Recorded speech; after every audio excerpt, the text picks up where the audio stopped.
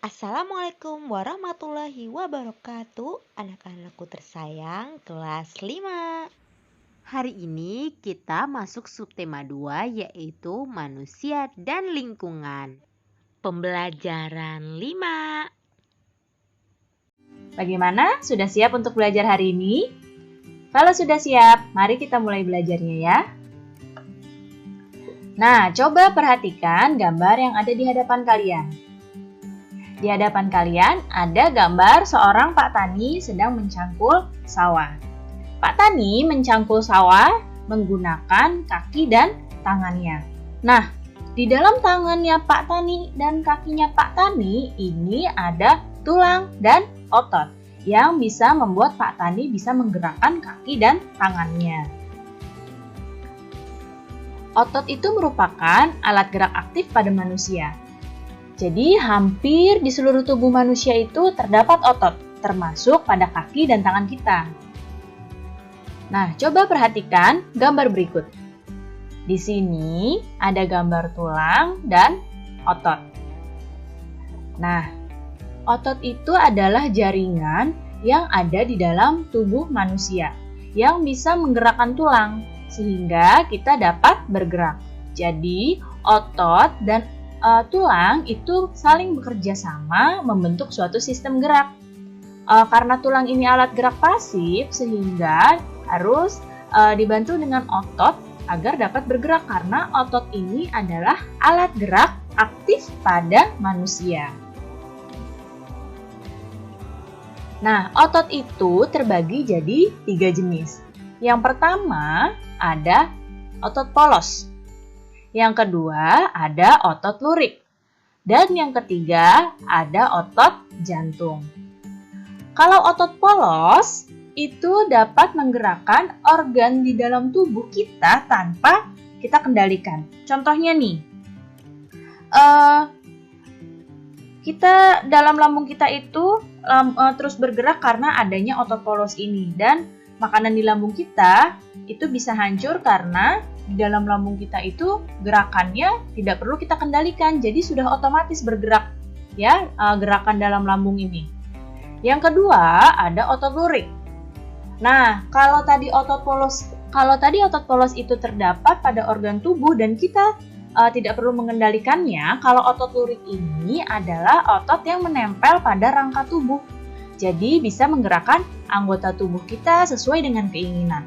Misalnya kamu ingin mengangkat tangan, kamu ingin menggerakkan kaki, ingin menggerakkan jari, itu yang menggerakkan adalah otot lurik. Dan yang ketiga ada otot jantung. Nah, otot jantung ini kerjanya khusus untuk menggerakkan jantung kita. Kira-kira bekerjanya dikendalikan atau tidak ya? Iya, otot jantung itu bekerja juga tidak dikendalikan, jadi sudah otomatis bergerak.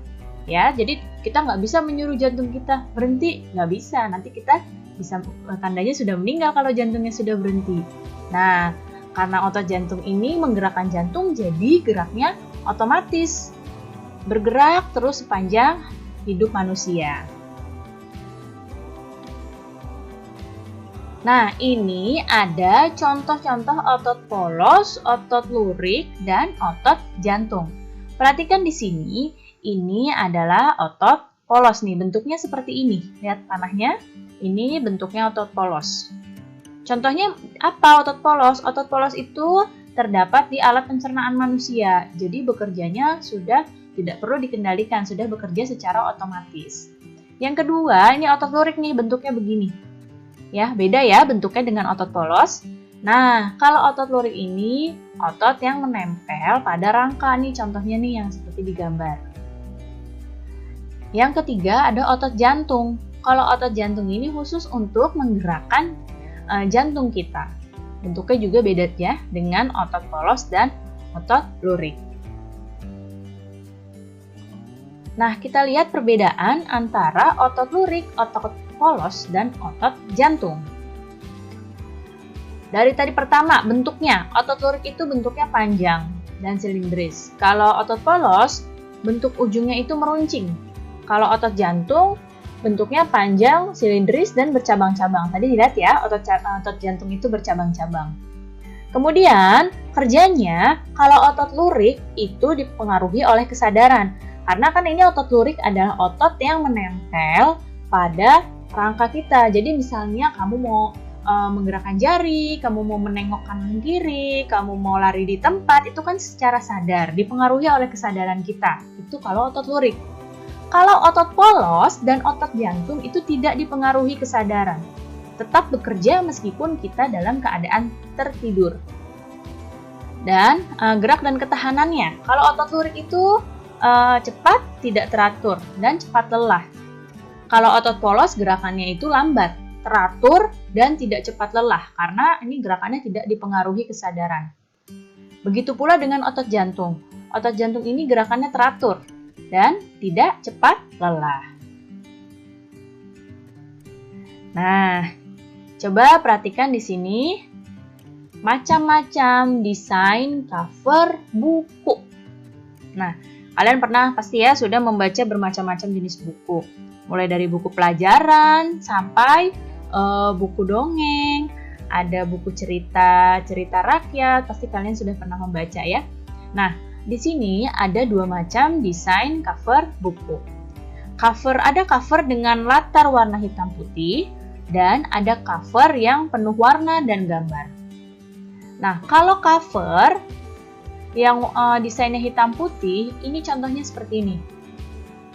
Jadi, latarnya itu memang putih, hanya hitam putih aja seperti ini. Ya, simple. Dan ada juga cover yang penuh warna dan gambar. Nih contohnya.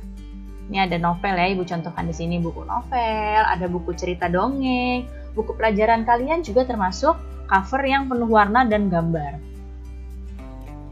Kemudian selanjutnya ada langkah-langkah untuk mengidentifikasi ide pokok dari teks yang lisan. Kemarin kan kita sudah membahas mengidentifikasi ide pokok pada teks yang tertulis. Kalau sekarang pada teks yang lisan yang tidak tertulis, ya. Yang pertama nih, untuk mengidentifikasi ide pokok dari teks lisan, yaitu kalian harus dengarkan dulu teksnya dengan sungguh-sungguh. Kemudian yang kedua, kamu catat peristiwa yang sedang dibicarakan di dalam teks itu apa saja. Dicatat yang penting-pentingnya. Kemudian setelah mencatat yang ketiga, tentukan topik yang jadi inti dari teks lisan tersebut. Yang keempat, tentukan ide pokok dari teks lisannya. Apa tuh ide pokoknya? Setelah menentukan topik, kamu bisa mengambil apa ide pokoknya. Baru setelah dapat ide pokoknya, tulis setiap ide pokok dari teks yang kamu dengar ke dalam tabel supaya lebih mudah. Baik, cukup sekian ya penjelasan Ibu kali ini. Mudah-mudahan kalian dapat paham dan mengerti. Terima kasih anak-anak semua. Sampai bertemu lagi. Wassalamualaikum warahmatullahi wabarakatuh.